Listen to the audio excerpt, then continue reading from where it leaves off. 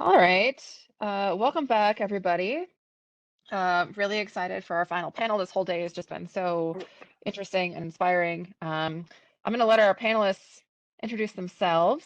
I think they've got a whole coordinated thing happening. So I'm going to hand it over to my friend and colleague, Kelly, who is going to kick off the panel for us. Thanks. Excuse me. Thank you, Lindsay. I am so so happy to be here today. My name is Kelly Colfard, and I'm a consultant with the Wisconsin After School Network. But I also have done a lot of work in the world of after school and camps and things like that. And so when asked to do a little presentation, they said, like, where do you, what are your thoughts about all this? And I, kind of blabbed at Rachel for a while about, the experiences that I've had working in different programs and, talked about food security and families and communities and things like that. So um, I have the honor today of also having some additional people who also I know have experience working with families and communities a little bit, and we'll talk a little bit more in a second. We have some questions. We're gonna do some facilitating, all that good stuff. So, but before we get started, I guess a little bit more about myself. Like I said, I am a Wisconsin After School Network consultant, and I've worked in a variety of different programs. But where I've had my most experience is working in a school here in Madison, Wisconsin, with the Madison and School and Community Recreation Department, and which is a part of the Madison School District.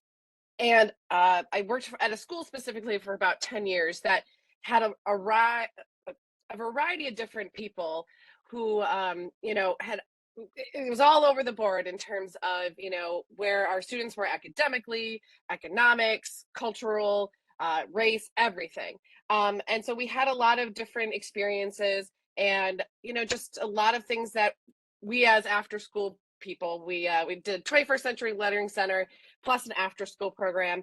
And, as part of that, we got to, I learned a lot, right, about my community, and I learned a lot about my kids. And, you know, a lot of the things that we do, we're in this work because we're passionate and excited and to work with our kids. But then we realize that, like, it's the whole community, right? It's everybody that we work with. So, um, that's just like a quick little thing about me. I have some fun slides to talk about food security in the state of Wisconsin, and then I'm gonna throw it over to the panel, and I'll ask some questions. And for our panelists, I'll have you introduce yourselves, and then I'll go and ask questions and things like that. So that's kind of the plan for the day. So I'm going to share my screen real quick, making sure that we are all good. And let's see here. If you can give me a thumbs up, somebody, if you can see that. Thank you. I appreciate that. Awesome, awesome, awesome. All right. Okay. So first of all, yeah, food security for our communities. Before I jump into that, actually, I have another note that I need to kind of make sure I tell everybody.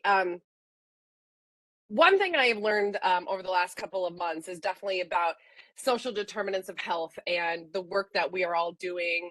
But I have found that a lot of people have no idea what SDOH means and what that all entails. I recently was at a conference speaking, and I did a session around designing your day camp to meet community needs and looking at it through a lens of SDOH.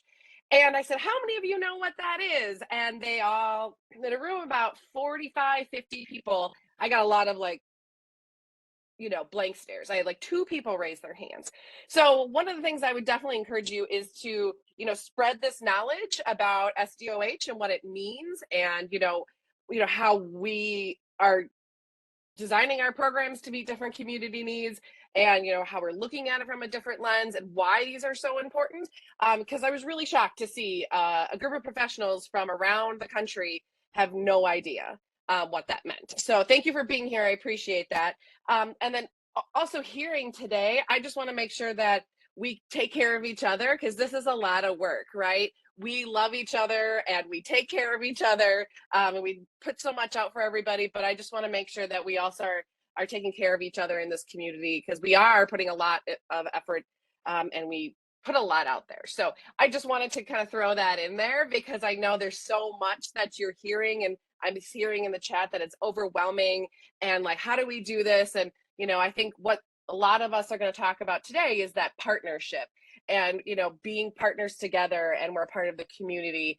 And so we have to rely on each other so that we can't burn out, because then we're not helping our families and our community. So that's my quick little like stand up on my soapbox for a second. So, all right. So, food security for our communities. That's what we're here to talk a little bit about today. Um, there's a whole bunch of data out there about how the state of the world is, how the country, and how the state of Wisconsin is. This is not my information that I have, researched, but I've, found on the internet, from USDA and other places that are, that have done lots of surveys and things like that. So I think for us to understand kind of where our families are coming from and our kids, that we have to kind of understand where some of these, what they're going through. But as well as like, we have stories, we have all of this information that we want to talk about, with our funders, with our superintendents, with our staff, all that, we have the stories about our families and what we're doing, but there are definitely those people out there. They're like, well, show me the data. Like, why does this even matter? Like, I don't believe that there's issues, right? I mean, and so like sometimes we just have to like throw hard data at them and make sure they really understand what is actually going on in our schools, our communities. All right. So the definition of what food security is. So they have changed it from food insecurity. And so they've labeled it in a variety of different ways about what high food security is, marginal, and you can see those definitions about, one or two people, one or two reported indications of anxiety, food shortage, but, hasn't had a lot of indication that you've changed your diet or food intake.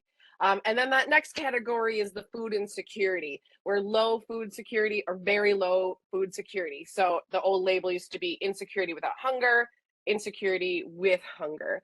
And, there's reports of reduced quality and variety and, reduced food intake, people missing food altogether. They have reduced their intake, their eating patterns are different. So this is from the USDA. So this is how they define what food security is.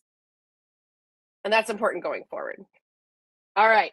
So in 2021, the percentages of US households reporting indicators of adult food insecurity. So this is adults.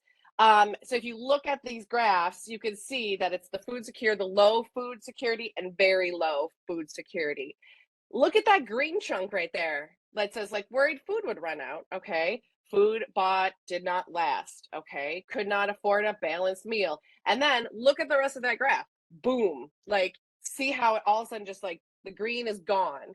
And, because they're like, well, I'm not, this isn't something I'm worried about. But on the side, there's those percentages of what, what people are reporting about. 98% reported having worried their food would run out before they had money to buy more.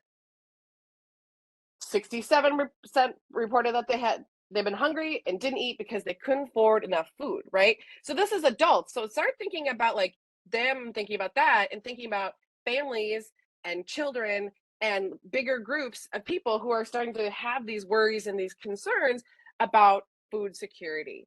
And this is, of course, the people that they studied, and not everybody obviously is being counted in a lot of these different populations with census and things like that. So there's there's a lot of concerning things about like didn't eat a whole day in 3+ months, right?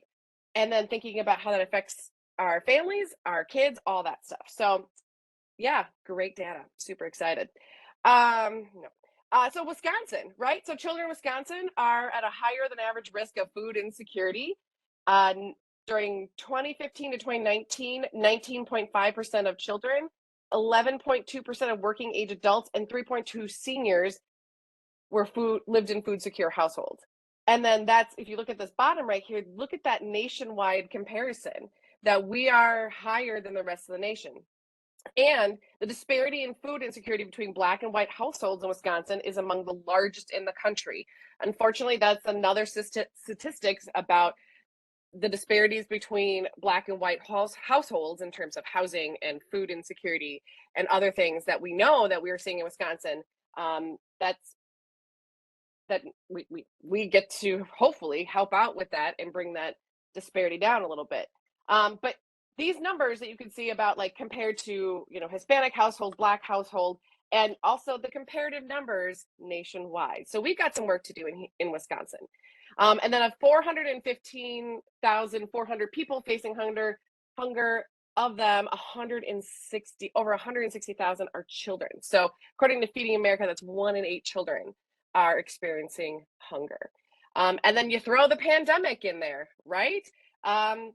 There's all the stats that people are pulling out about food insufficiency. You think about when things happen, everyone rushed to the grocery stores and started cleaning off the shelves.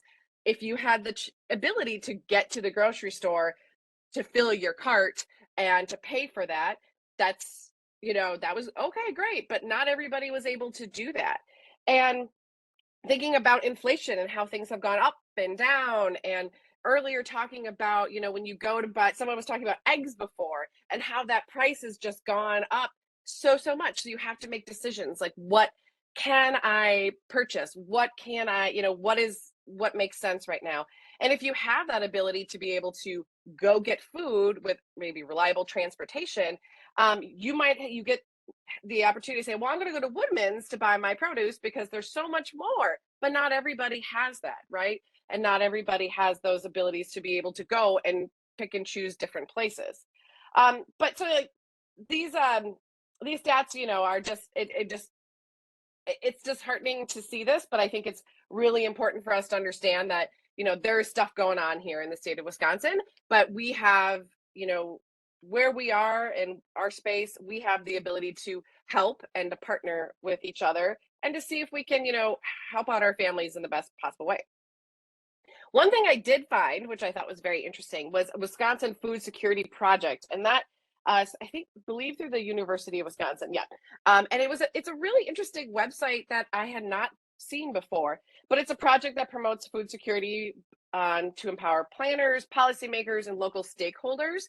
And I have a screenshot of it on the next slide, and I thought it was really interesting because they have a whole mapping project, and I wanted to include it because again, knowledge is power. And they talked about summer meal sites, about places that participate, food pantries, meal sites, all that great stuff. So I just clicked on here to see what summer meal sites were. And you can see where all the dots are. And there's a lot of different things that you could, also overlay. And there's tribal areas that you could also overlay so you can understand that as well. But look at some of those like deserts, like all of a sudden, like if summer meal sites, if it's correct, which for 2022, hopefully, but there's a big chunk of the state of Wisconsin, especially northern, there's nothing there.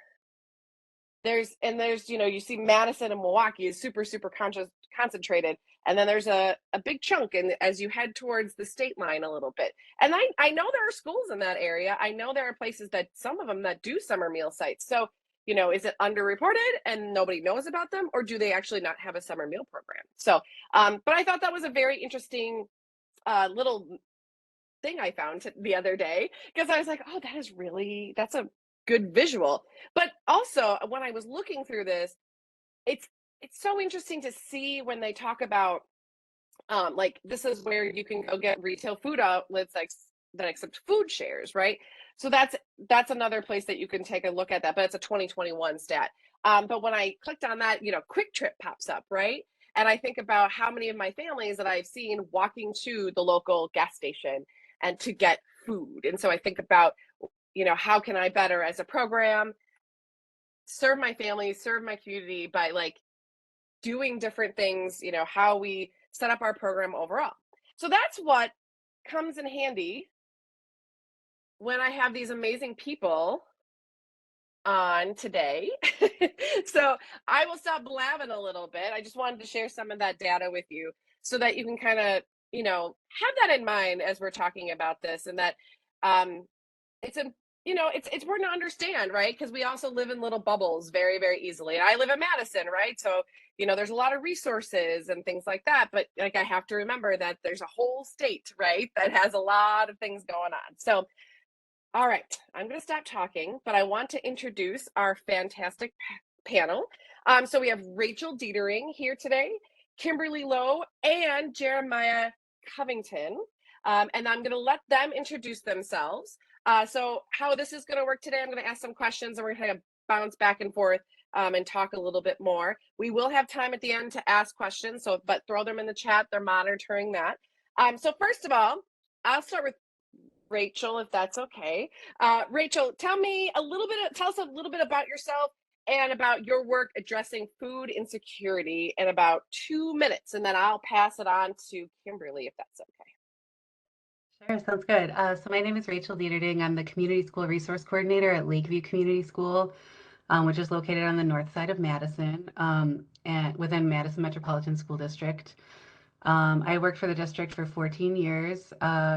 I'm in my fifth year in my current role, but prior to that, I worked for Madison School and Community Recreation, which is a department of MMSD, as an after-school director at an elementary school. And then I also have worked as a special ed assistant and after-school program staff prior to that. So in my current role, I do a lot of work with food security because that's an area of great need that's been identified by our school community. The school that I work at is about 80% low income, and food security is a common issue that we see, and that was identified by staff, students, and families as a big priority. So some of the things that I've been doing recently are coordinating a food pantry. We've done a weekly pantry, a biweekly pantry, and a monthly pantry, depending on what's going on with federal benefits. And it's an outdoor drive-through food pantry. At our height, we were serving about 400 people every week at the height of the pandemic. Now we're at serving about 55 households. So I would estimate maybe 250 people every month, but we're seeing those numbers climb. We've also done some things with like weekend snack packs for food insecure students and finding a way to, drop a snack pack in a backpack very confidentially. I also organize snacks that are available during our school day. So we have like a carrying closet and like a warehouse of snacks and other materials for our families. And then we do keep a refrigerator, freezer, and like a dry goods shelf for, food emergencies between food pantries at our school. And yeah, that's a little overview of some of the things I've been doing lately. Awesome. Thank you. I'm going to throw it over to Kimberly. I will ask you the same question about, please to introduce yourself and tell us about your work addressing food security. Oh, we can't hear you.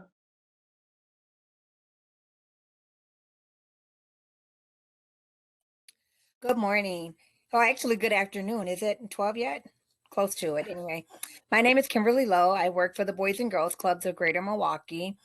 One of my responsibilities is overseeing the CACF food program and the summer food service program. I help ensure that the youth in the city of Milwaukee that attend our program or live in a neighborhood like where our clubs are located receive healthy meals, and also make sure that um, the meals are not only healthy, but they understand like the importance of like what a quality meal is. Normally in my role, what I do is I submit weekly meal counts to MCFI, and they actually vend our foods and meals in for our kids. So that's pretty much what my role is. Majority of my career has been in early childhood and after school programs.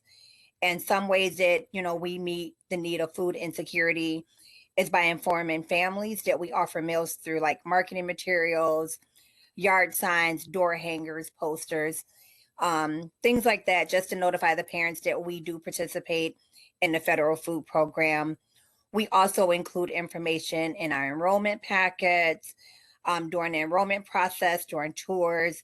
And then, of course, one way that I really like to be able to offer additional resources about, the food program and different resources in the community is by having an entryway table available for our families.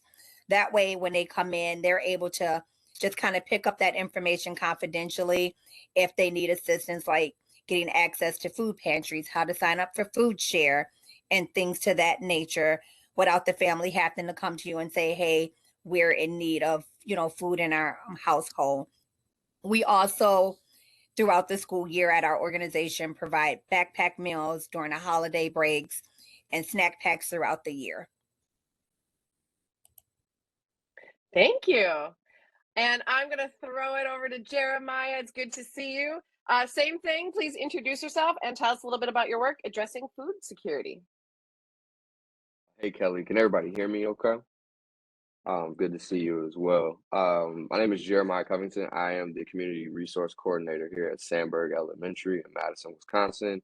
But during my time as a after-school director for MSCR, this is where I dealt with a lot of the food insecurity. In my current role, we do have a food pantry that we operate here, and we work closely with Second Harvest as well to provide meals and the things that families are needing for necessity wise. But one of the things that uh, we did here at Sandburg, which is I felt a little different, and it may not be too different from what many people are doing across the state, is I work closely with our social work department, where they were, tapped into what our families' needs were. And of course, a lot of those kids ended up being involved in my after school program.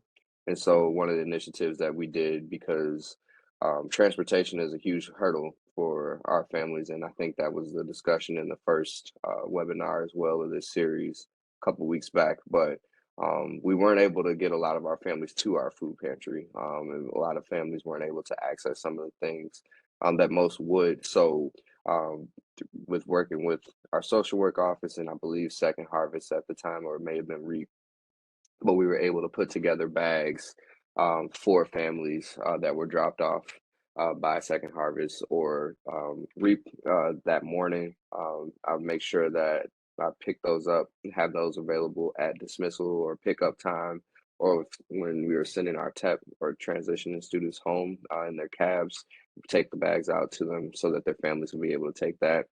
We would also bag up things from our food pantry. Um, but majority of the food that we sent home did come prepackaged for our families, which is really nice because, again, just because a lot of those families didn't have access to being able to get to Sandburg to receive those things, and we don't often think about, the fact that if a family or someone needs something, it's hard for them to get to it to receive it. So finding initiatives and ways to get the food out to families is something that's really important to us here at Sandburg, with such a high amount of homelessness that we deal with naturally for our students and families. But that's pretty, the main thing that we did here during my time as a director. I'd say now that our um, food pantry is operating pretty seamlessly. We have families that come in throughout the course of the day. We have some families that come in during after school hours, but mostly, we're serving those families throughout the school day. Thank you so much. And I'm glad you brought up that the social work connection and the partnerships, right? And thinking about who else can you work with and getting to know your community, and that it is super important to understand who can help you in this space, to partner and get to know them a little bit better. So I'm going to throw Jeremy, I'm going to throw it right back to you. So when you're thinking about addressing a need like hunger, it can kind of be hard to know where you're supposed to start, right? And your after school program, the community resource, all that stuff, you're like we said before, you're not going to solve everything, but we Mhm. are the ones that see families and kids. But what do you think? Can you give us 2 to 3 concrete ideas or things that a program can do to assess the situation and know where they can make the biggest impact? Definitely. I think oftentimes we want to approach families, but it starts with the child, right? You really don't get a good assessment of what's going on until you talk to families and parents, but sometimes you'll get a lot of that information from the student, whether that's during snack time, just keeping a watchful and observant eye of who's chowing down their snack in 5 minutes or less, who's taking extra snacks when they're offered or available, who is a little bit more picky. So just being really observant of your students behaviors around when food is being given out. And then, it's according to your relationships with the child, if you're able to ask, I'm noticing that, you pick up an extra snack whenever it's available. Is everything okay? Is there more? Do you need something to send home with you? And, depending on the student, you'll maybe get some of that info, but it also, lets them know that you're concerned enough. And maybe that's something that they can speak to their parent or guardian about. Another thing that we've always done is sent out surveys, anonymous surveys, of course, that, gauge and ask those questions of, if you're encountering or dealing with anything, that you're not comfortable so much talking about openly, here's the survey. Do you need help? What is it that you're requiring at home?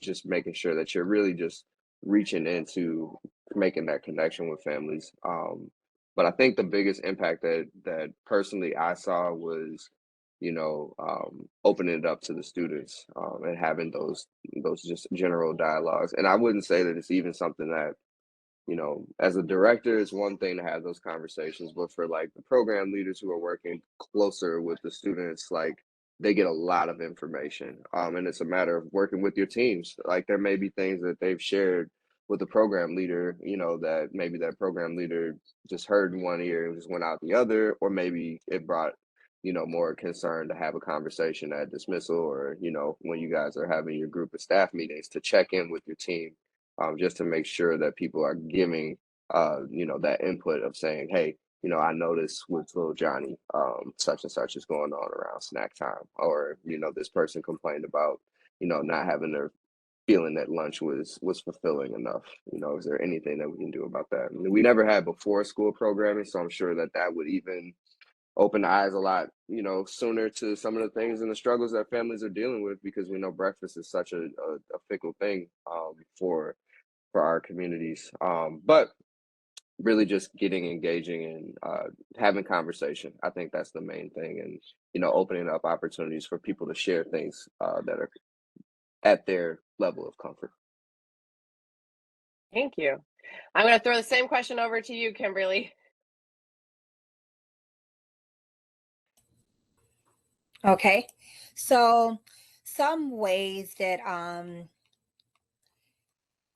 we can actually like address the need of hunger. Some ways that I kind of look at of doing things is like assessing the situation, like knowing your community needs and the population that you serve. It's very important. A lot of it is just building rapport with your families and with the children and just really building those trusting relationships. A lot of times you can find out information as far as what the families need through like family engagement events when you actually set out those evaluation forms and resource checklists to say, is there something that we can assist your family with? Where do you need resources at? And kind of have them check those boxes and make sure that food insecurity may be one that they can check confidentially and say that they would like resources at that point. I feel like in some ways that you can help in that area. Also, I'm really big and a firm believer on follow up phone calls, just kind of reaching out to your families every once in a while to say, hey, is there, how's everything going? Is there anything that we can help you with? Are there any resources that we can send to your family? Because a lot of times families won't open up and talk about it not unless you actually initiate the conversation. However, when we are initiating those conversations, we have to make sure that we really have that type of rapport built with a family and actually know them well enough to be able to engage in that type of conversation without someone feeling like you're invading in on their private life or imposing. So we just have to kind of use different techniques. And one way that I found to be really helpful is, like I said, the family engagement events. Thank you so much for sharing about that. I think back to the beginning or the middle of the pandemic time when people were more likely to go to food pantries or go to community events to get food, and people saying like, I'm so embarrassed, I don't want to like talk about it. And it's like the not, not to be embarrassed, but like you can understand like I don't, I was maybe more food secure before and now I'm not, and I'm embarrassed, and there's nothing to be embarrassed about, but like I totally understand about building that relationship and that rapport to say like I need, sometimes people just can't say like I need help, right? And that's Mhm. really hard, and especially to say like I need help with food and feeding my kids. That can be really hard and just like traumatizing for I think for parents too, because I think sometimes they feel like I'm not providing. It's like, no, there's a lot of things that are going on and you are Mhm. doing the very best you can, but having that relationship is so important to say like, no, we can help you. We can take this off your plate and we can help you with this, and assist you. And like, it's a community, it's a partnership, and like, we're here together. So thanks for talking a little bit about that. I think that's super important. Miss Rachel, I'm going to throw the same question over to you about a couple of things, when you're facing a need like hunger, any other additional things you want to throw into the mix? Um, yeah, I mean, I agree with what both of the other panelists shared. I think that was really insightful. The only things that so like what really stuck out to me about what they shared is that importance of privacy and confidentiality. And like you mentioned, there is still a lot of shame and stigma associated with needing help with food, even though that's like a basic human right and like a basic need that everyone needs to have met. And so like I've had success in my current role and as an after school director and like offering information and resources to everyone like across the board because everybody can always use some help with food. And I think that helps destigmatize things a little bit if like every Friday there's just some care packages in an area and everyone is encouraged to pick one up or every kid gets one. Because I think that helps people feel like they're less like called out or put on the spotlight for needing help with something. And then there's a neighborhood center near my school that I thought did something really ingenious around food security. They partnered with a local urban farm and they did like a farm stand every Friday that was run by their middle school and high school students. And it was their way of getting like a little bit of job experience, but also having fresh fruits and vegetables available to everyone. And there was no cost. I think they accepted like a donation if somebody wanted to make a donation, but I felt like the parents were much more likely to take advantage of that opportunity because they were thinking about it as like job readiness experience for their children. And it was kind like I didn't think it would be that successful, but it was like wildly popular. And that was paid for through a grant with that urban farm. So it was just sort of like a test pilot program, but it made me wonder how after school programs could replicate something like that, and get the kids involved in like helping to connect people with food in like a really fun way. And like I feel like parents are willing to try things out if it's for the kids, right? So that's one thing that I thought was kind of cool.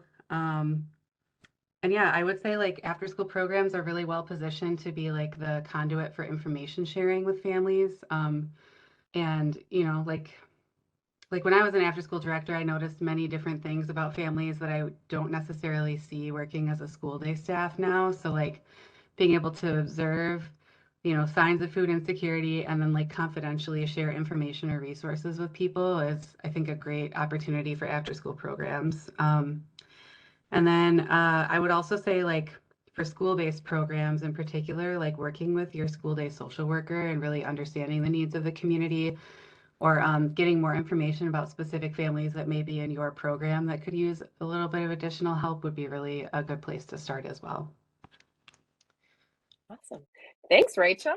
And when you were having that conversation, it made me think back to, we were one of the first pilots in the district to do dinner service during our after school program. And we had, everybody could eat. It was available and from a certain time. Some kids were super excited. Some kids were like, it's kind of like the same stuff that we were having during the school day. But I think going back to it was available for everybody and you could sit down and you could have dinner together, another opportunity. Sometimes, even you might be a little bit more food secure, but like the, commodity of time sometimes, right? Like moving and transitioning, and it's just hard. Sometimes that doesn't help with food security and being able to have a moment to eat.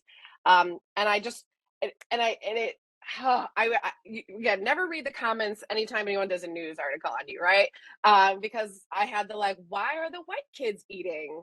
And I was like, what? Like, isn't that for the poor kids? Like, and just like on and on and on. I was like, oh no, like this is dinner. We're focusing on after school dinner together, everybody. So like hearing those comments just make me even like more angry. Like, no, everybody has the right to eat. It doesn't matter, right? And like it was so frustrating to me. And I just was like, again, thinking back what you said, Rachel, it's like take away that stigma, take away like everybody gets to sit down and have a meal together. It's okay.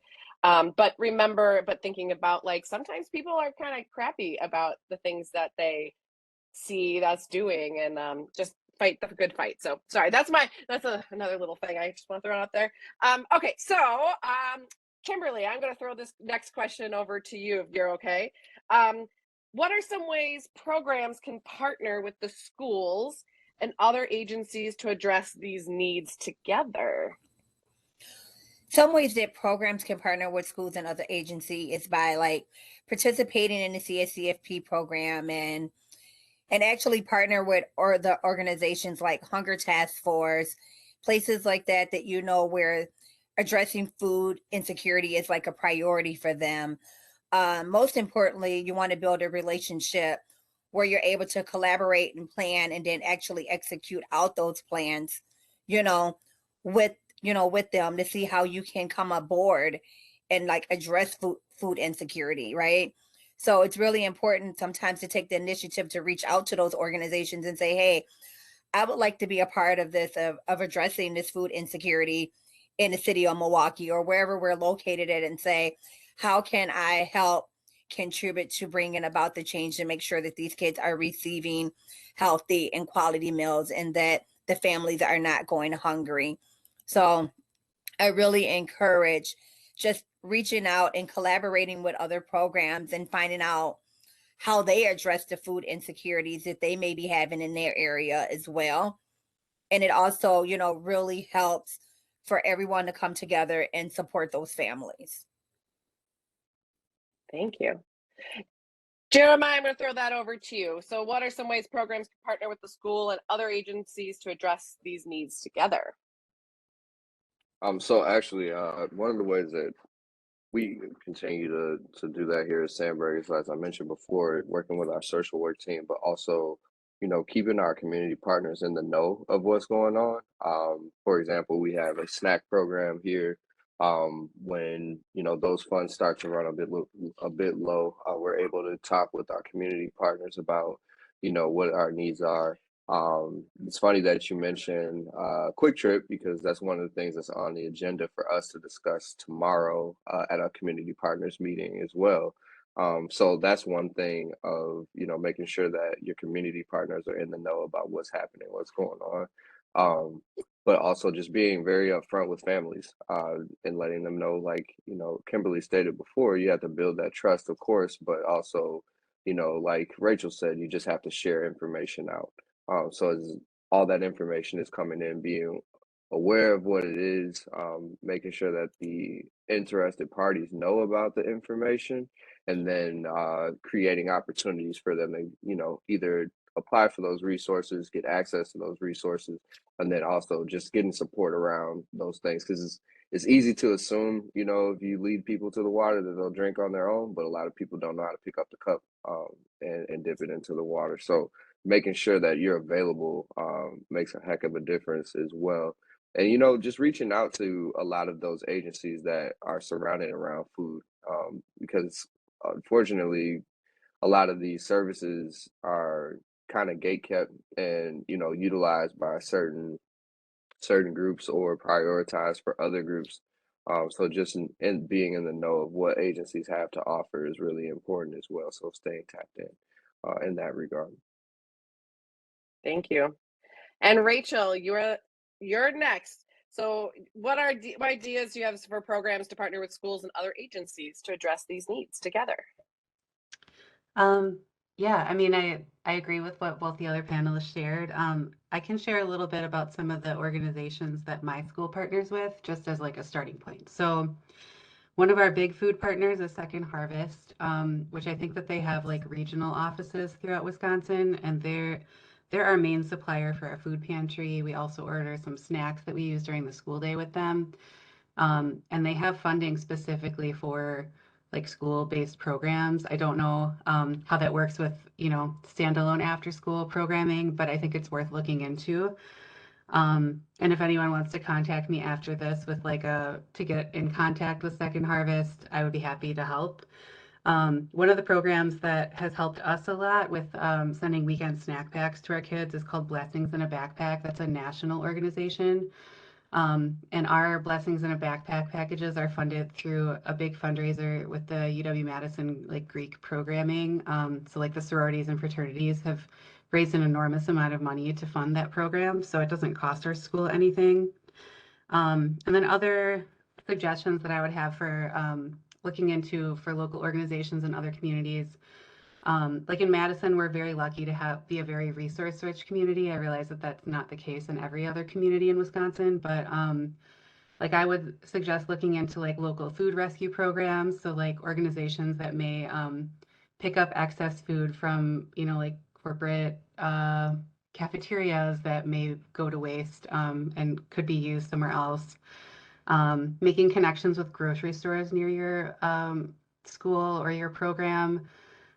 Grocery stores have a lot of rules that they have to follow as far as how close to an expiration date something can be to still remain on the shelf. But that said, not all expiration dates are true expiration dates. They're best by dates, so that you can get a little more. You have a little opportunity to put out food that may be too close to the best by or expiration date to sell at a grocery store, but is still good usable food for people. I would also think about if you're a school-based program, seeing if your school has a garden or could create a garden to provide produce for participants and families in your programs, or think about connecting with a local community garden, whether you're in an urban or rural area. I would be thinking about how you might be able to partner with your food service department in your school district or nearby to provide a dinner service like Kelly had piloted at her school. And then for programs that are school-based programs, I would suggest connecting with your PTA and your social worker as well. My school doesn't have a functioning parent-teacher association currently, but for that has been the case for the last few years. But prior to that, we had a very strong group of people who are fundraising for our school, and just something to look into if you are a school-based program, because PTAs have a lot of fundraising power. And it would be parents fundraising and doing things for other families, which I think is really powerful too. And then of course, I have a special place in my heart for school social workers. They really are the heart of a school. And so connecting with your social worker about what they see as needs or what they see as opportunities, they just have a lot of insight as to some of the needs in schools, and they often get information about community resources that they aren't always able to share as widely. So yeah, that's my plug for school social workers. Awesome. Wow, that's an awesome list. I took a lot of notes. Thanks, Rachel. Okay, we have a couple more minutes together. We have one more question that we're going to open up for questions from everybody. But I'll just throw it out to whoever wants to answer it on our panelists. But so in the work that you have done, what are some of the benefits that you have seen from being able to provide backpack snacks, local food pantry or resources for that? So what are some of the benefits that you can see from helping families, helping kids secure food? So whoever wants to jump in, come on off mute and let us know. From our panelists, I should say. So I can go ahead and start. Some of the hidden benefits are actually changing the family behaviors, where you realize that they are less stressed. So a lot of times when families have that need for food in the household, a lot of times when they first start coming to the programs, you can see where they're stressed out about different things and how they respond. But as those needs are met, you can see the stress actually reduce. For students in school, you can actually really see an improvement in their school attendance and in their academics. So their grades, begin to go up, where they're doing better in school. And then also, I would say that it helps the families and the children to feel safe. Oh, Once I those, think we missed you. You went on mute for just a second. So can you go back and say that last part again? just about being able to help the families feel safe. They feel safe once those needs are met and know that someone is really concerned about their household and just not where my child comes to the school or program where they're just another number, right? Or just another child in attendance. Um, Another way that I've really seen things change is just children's overall behaviors in general. When those needs are not met, you really see a lot of like different behaviors where the kids are acting out, tantrums, or you really see that they're not able to function throughout the day. Maybe they're more sluggish, but once those needs are met, you begin to see those children participate more in activities and engage with other students and be more talkative where they're more social butterflies where before maybe they didn't do that. Um Also it improves their overall health, and it helps with them actually making changes in the way they maybe having their own diet where before maybe you seen those kids come in with bags of chips in the morning and sodas on their way into school. Now that they're actually receiving like those healthy meals, now you see the preference in the morning or in the afternoon change on what that child may decide that they would like to eat because they have been introduced to new foods. Awesome. Thank you. Rachel or Jeremiah, any thoughts you want to add? The only thing that I would add is like I just see like limitless potential to increase trust and partnership with families. Like when you really go out of your way as an after school program director or program staff to like notice a need and help connect people with a resource in a way that feels really confidential and respectful, like people see that you care, and like showing people that you care and providing them with that basic level, meeting that basic need of food security is powerful. And I think that opens the door to a lot of success in the future for both students and families, and continued partnership with them. Thanks. Any That last thoughts, Jeremiah? summed it up perfectly. That connection with the families is most important, of making them feel comfortable, because it then in turn helps the student to be more successful in the school environment. So, all kudos to all the work that goes into helping provide people in our community with those levels of comfort, because it's serious work, and it takes time. It takes intentionality. I think that's the thing that gets left out a lot, is we look at people as cogs in a system, when each cog is a little different. It can't just one size fit all. So making sure to address that as such with our families makes them feel more valued, like Rachel says, and it feels like they matter and that they're important. So all of that. Thank you. Awesome. Well, you all are so amazing, and I just thank you so much for being here. We have about 8 minutes left to do some Q&A. So throw it in the chat, or if you want to ask a question, come on off mute. That's totally fine. I would say there was a comment in the comment section, the chat section, about doing offsite delivery, about saving and possible for multi-site facilities. And about the change of people not wanting to use public transportation and things like that. Any thoughts or ideas about if those barriers are there? Any other ideas? I have one idea to share. So at the beginning of the pandemic, when everyone was mostly staying at home, we actually really pivoted how we did our school food pantry, and we coordinated a massive team of volunteers to do deliveries of food to people. That said, like that was the height of the pandemic. It's easy to get really excited at the beginning of something new. We had a hard time like sustaining that level of deliveries, but it is possible. So I would say like don't be afraid to look at or think about like having a strong volunteer base to do deliveries to people who truly have those barriers.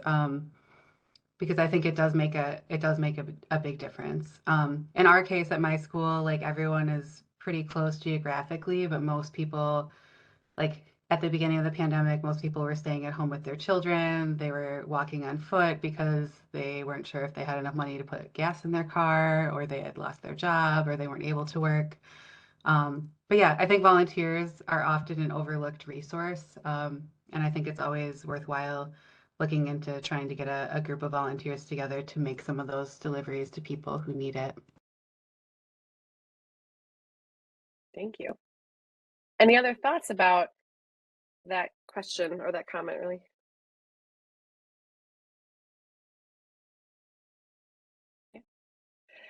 Yeah, well, with something I wrote down about the partnerships and connecting with community. I know that when I was a new staff and like learning more about, I think just learning, right? And keeping your mind open and having that learning mindset about um what people are going through. I've never had to rely on the food SNAP program within the SNAP program within the state of Wisconsin. So I had to learn a lot about that, right? So what is that process to get those benefits? When does when does your card get refilled?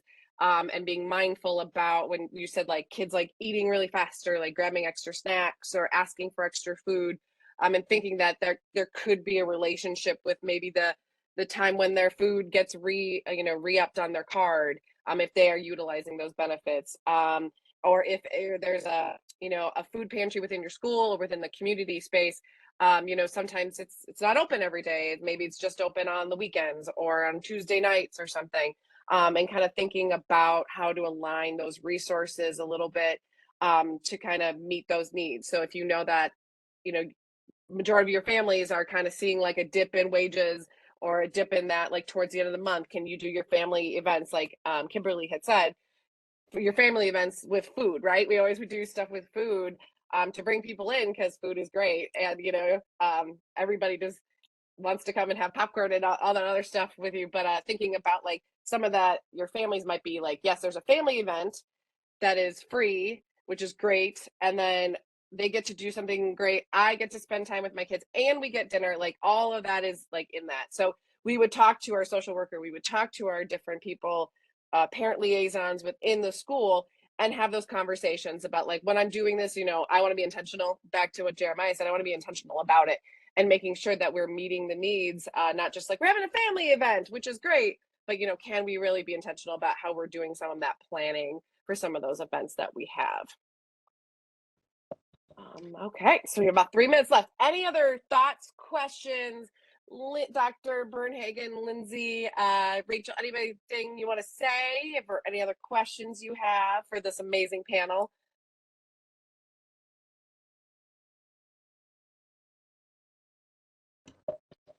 I have one thing I just want to share going back to that concept of intentionality. So, for example, like at my school food pantry, we have purposefully aligned the time of the pantry to match up with the pickup, like the common pickup time at after school. And I think it really, really helps our families not feel like they have to go out of their way to meet a need. And I think it encourages people who might be less likely to pick up something from the pantry, either through because of shame or feeling busy, to like really feel encouraged to take advantage of the resource. And I realize that not every after school program has like that opportunity to align something as large as a food pantry with pickup. But if you're thinking about like the common time that families are coming to get their kid, or the common time that kids are getting on the bus, and trying to align a food resource with that time makes a lot of sense. And I think it's a nice service for families. So just something to keep in mind. And sometimes the kids are the driver of that, right? Where it's like, hey, I see that there's bread. Like, oh, I like that bread. Let's go, right? And sometimes, and it's the parents are like, okay, like you will go in there, and that kind of helps to break the stigma of the worry or down as well. Sometimes those kids are like, oh yeah, I want some extra fruit. Like, let's go get that. Awesome. Just All to tie right. this back to something Anything? that I was Oh, go talking ahead. about last week or 2 weeks ago about scarcity. I mean, all of these are like great examples of, and we've already acknowledged that, right? When people are stressed about things or worried about stuff, like it takes a toll. And if you can sort of find ways to make things more convenient, to just ease the number of steps or the number of decisions or the amount of planning to do these things, like that's it. You're addressing the scarcity mindset problem. So I just really love thinking about that and seeing how all this work and all this really careful planning and strategizing is doing exactly that. We have 1 more minute. Any other last thoughts, comments, anything from our panel or anyone else? Okay, I have one last thing to share. So I'm a big fan of creating like resource wish lists to be able to share with community partners or people in the, organizations. So I have like a running list of items that like I just create it in a Google document and I have a link directly to like an organization's website, like Walmart or Target or Costco, where people can just click on the link, order, and mail it directly to me so that it can go to our school community. And I think that that has been incredibly helpful. And it's something that I would strongly suggest organizations that don't have like an additional budget to purchase food to consider. Because, we live in like an increasingly online world. And if people can click, one link and hit another button and purchase something from, their couch on a Friday night when they don't have to leave their house and go out and buy something to donate, it just makes it very convenient. And then it feels like Christmas at school too when I'm unpackaging all those things. But um, that's been really successful for us, and it's something that I would strongly suggest for organizations or busy program directors who just don't have the time or money to be able to organize those things on their own. Awesome. Thank you. Well, I just want to say thank you so much to Rachel, Jeremiah, and Kimberly. It was great, great info. I took a lot of notes. I appreciate your time and all the things that you do, and you're all amazing. And thank you again for being here. I really appreciate it. And I'll throw it back to you, Lindsay. All right, sounds good. Thank you, Kelly.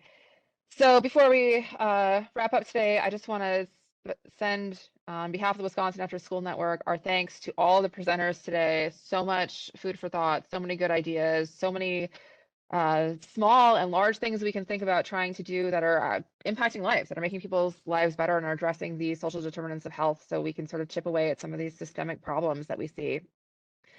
If you have further questions about today's series, you can email the Wisconsin After School Network, an email that's going to be in the text box here, or maybe it's already in the text box. Yes, there we go. Rachel's on it. Of course she is.